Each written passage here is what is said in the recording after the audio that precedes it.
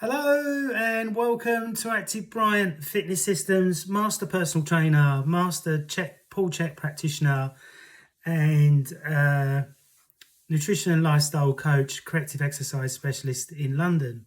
Now, this video is all about how to gain some real size in your arms.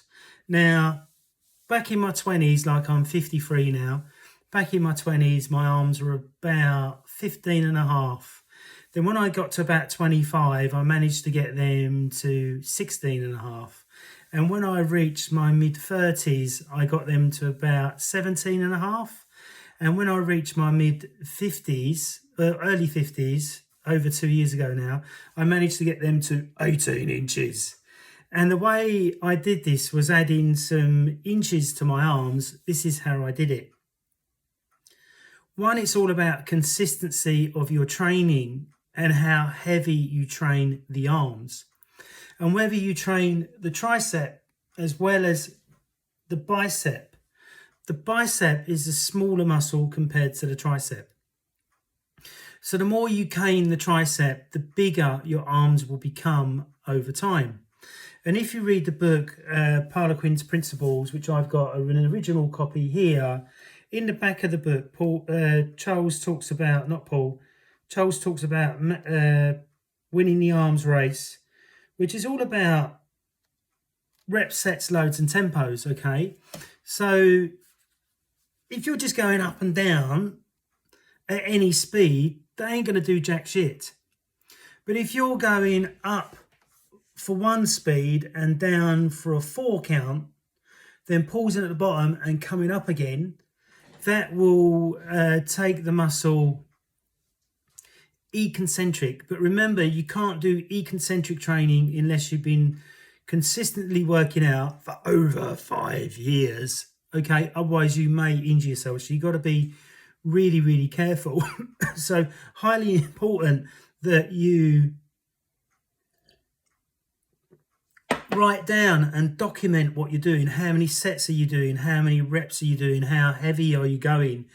So you can work out and measure your arms so you can work out how much growth you're getting. Now, some idiots on TikTok and YouTube, a lot more idiots than usual, were saying, oh, I've trained my arms every day. Now, you could train your arms every day only if you do triceps one day, biceps the next, econcentric training another day, concentric training the next day. But what you would do is you would do triceps one day and then you do biceps the next, because every muscle needs 48 hours rest. If it doesn't get the adequate amount of rest, you'll get smaller. You will get smaller. You won't grow. So I was chatting to a training friend of mine a couple of weeks ago, and he was talking about where he trains 6 days a week. But he's very small. He's defined, but he's very small. And I believe, and in pain and getting ill a lot and injured a lot. And I believe it's because he's overtraining. I train 4 days a week, so I might train on the Monday, the Tuesday, have Wednesday, Thursday off, train Friday, Saturday. Or I might train on the Monday, have Tuesday, Wednesday off, train Thursday, then train Saturday, Sunday. Does that make sense? You've got to keep the body guessing. Otherwise, you're not going to get the results that you're looking for in the gym. The great thing about Charles Harlequin is that he died age 56, which is really sad. But look at his arms, massive arms. And so I believe that if you want massive legs, go to a guy that's got bigger legs than you. If you want massive arms, go to a guy that's got bigger arms than you. If you want massive shoulders, go to somebody that's got massive shoulders. So as you know, if you've been watching my channel for a while, I studied with the Czech Institute in San Diego, California, and become a master Czech practitioner in 2013. Took me 6 years to get that qualification, which I'm highly proud that I did it and went to the end, where many Czechies do 1 or 2 levels, think they know it all when they know fuck all.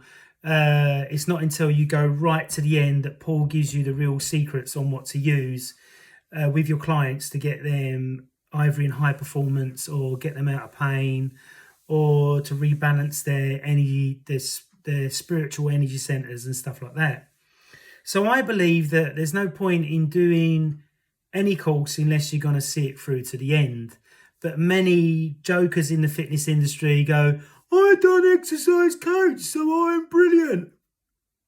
Or they'll say, oh, I've done level 2, so I'm brilliant. And then the other thing that I see is that they're all selling their equipment online, which they pay double the odds to get in the first place, and then they're trying to sell it online to get the same price.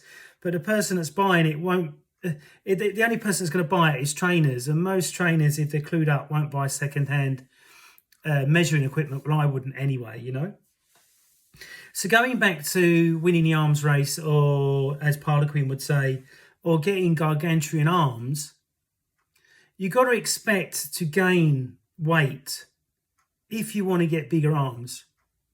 So I'm currently under 15 stone at the moment.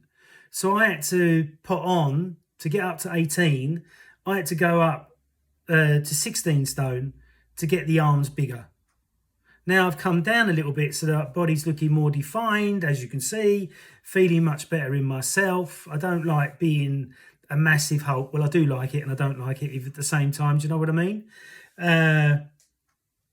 But gaining arm size is all about your reps, sets, loads and tempos and how much weight you're lifting. So my maximal arm curling is 65 kilo. So that's somebody's body weight. I'm curling for 6 reps on an EZ bar. Hammer curls, I can do 35 kilos, hammer curls for 6 reps. So that's what you've got to do, is that you've got to get stronger and you've got to work on your program design. And many trainers or bodybuilders really know fuck all about program design.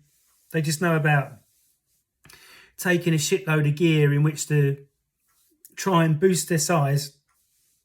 Then when they come off the gear, they lose the size, so they look stupid. Do you know what I mean? I just don't see the point in that.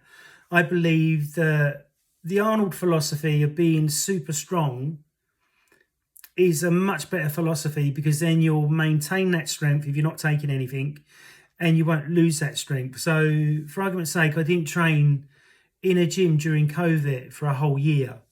And the heaviest kettlebell I had indoors was 45 kilos. So I started doing like really low Tai Chi type exercises to energize and strengthen my body.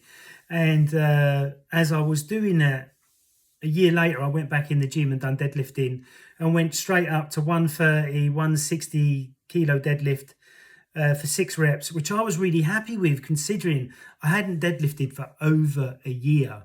So that's showing that you can hold on to your strength when you're having a long break, but you've got to push yourself to get back in there. And if you don't push yourself to get back in there, you'll definitely lose it and not get it. You will get it back, but it'll be a very, very slow process. Does that make sense? So,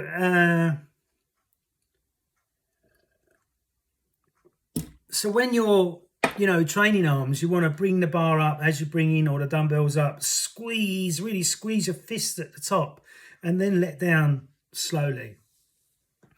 It's the tempo, I believe, that got me up to 1/2 inch on my arms more. The tempo. I never understood tempo before. I understood, 1 rep maximum, 6 rep zone, 12 rep zone, 8 rep zone for gaining hypertrophy or size, but didn't understand the speed of movement as much until I experimented on it for a year, where I was doing tempo coming down at 4, coming down for 2, coming down for 5, and resting at the bottom and then whacking it up. And that seemed to really work for me. When I very first started training, I weighed about 9 stone. And I've got pictures to prove that. And I was dedicating myself to always get bigger and stronger, but didn't have the knowledge that I've got over 25 years compared to what I had when I was younger. Does that make sense? I was one of these guys that bought the Arnold encyclopedia, which I've still got, and was going to be, Mr. Olympia one day. But obviously after realizing that the Olympia and that sort of world is all about drugs to get their physiques. It's not about training hard and natural. And that's how I got turned on to Paul, is that Paul, he's now 63 or 64, still in great shape, still lifting heavy. Yeah, he ain't got gargantuan arms like Charles Poliquin, but it was a different philosophy on training. So people in the fitness world, they go to a Poliquin guy to get size and to get more sports performance. They go to a Checky guy to get better postures, stronger backs, get out of pain. Does that make sense? Some will go to a Checky like, what's his name? Tiger Woods went to a Checky in which to get back into the Masters and manage to achieve it. And some top golfers have worked with other Czech practitioners who I know of to get back to their sport. But really, as a golfer, do you want massive arms? You got to ask yourself that question as well, that putting on size, like I found it hard to get a suit. I found it hard to buy jeans or trousers that go over the quads. So that's not a good thing, is it? If you can't buy normal clothes anymore. And I went into Hackett and I went, have you got a nice shirt I can buy? And they didn't have any in my size because my neck was too big. And there's a compliment and you think to yourself, sorry, the light's gone out. And you think to yourself, this is, obviously I'll put on some size. I've got bigger, so I'm fairly happy. But when it comes to that you can't buy normal clothes anymore, it's not that good, is it? In my opinion, but it depends on you individually. So econcentric training, concentric training. There's a debate whether you need to do multiple exercises on the bicep and on the tricep. Now, I found by doing a whole stack of the tricep push downs, the arms got thicker. But then when I did behind the neck extensions for the tricep, I got a bit more out of that. My arms were sorer for longer. Does that make sense? Or doing skull crushers with the EZ bar. Yeah. When I did EZ bar training, I could go a lot heavier and more focus than doing just dumbbell training only. Does that make sense? But I believe as long as you're training very hard, which I train very hard, you will gain muscle. If your nutrition is right, your sleep is right, your program design is right, there's no reason why you won't gain gargantuan arms like me. So I hope you've enjoyed this video. Please subscribe, please like, please follow, and please ask a question down below. I'm not somebody that's been training for 5 years like James Smith and think I know it all. I still don't think I know it all, and I'm always reading. So I've been reading this new book by Dave Asprey, Smarter, Not Harder, and I'll do a review on that once I finish reading it. And then obviously Poliquin's Principles, I've probably read that about 3 times, and read Paul's book, How to Eat, Move and Be Healthy, 6 or 7 times. And then I've got my own book, which is Holistic Health for Proper Geezers, Classy Ladies, Get the Body and Fitness You Want Now, where you click below and buy the book for $6.99. And if you buy the book and give me a nice review, if you enjoy the book and it's an honest review, then I will design you a gargantuan arm program. So I hope you enjoyed this video. Please like, please follow, please share, and we'll chat again.